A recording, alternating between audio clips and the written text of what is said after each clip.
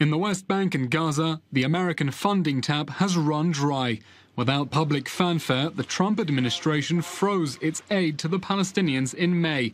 The $215 million aid budget earmarked for 2019 now on hold pending review. The move came 2 months after Congress passed the Taylor Force Act, named for the U.S. Army vet murdered by a Palestinian terrorist in Jaffa.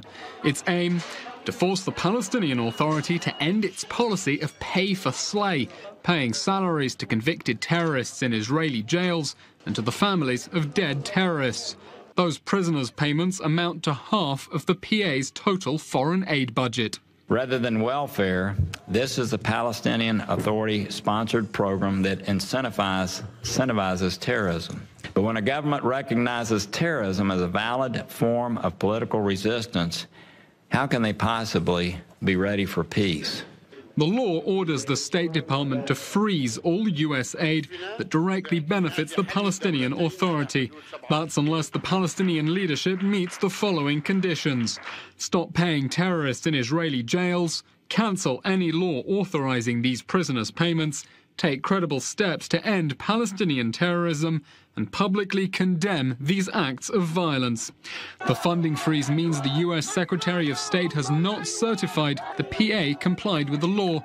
The Palestinian president defends pay for slay as social responsibility.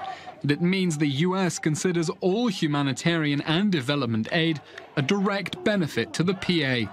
A Senate Foreign Relations Committee aide told I-24 News, "Our understanding is that U.S. funding to the West Bank and Gaza is on hold pending an administration review." The West Bank and Gaza office of USAID, the American International Aid Agency, has not received its budget for the next fiscal year, meaning it hasn't put its multi-million-dollar development projects out for tender. And an international project to clear landmines in the West Bank also on hold because U.S. funding dried up in late May. A Palestinian official told I-24 News the Trump administration informed Ramallah of the change in late May after Muslim countries gathered in Istanbul for an emergency meeting to condemn the relocation of the U.S. embassy to Jerusalem and Israel's response to the border riots in Gaza.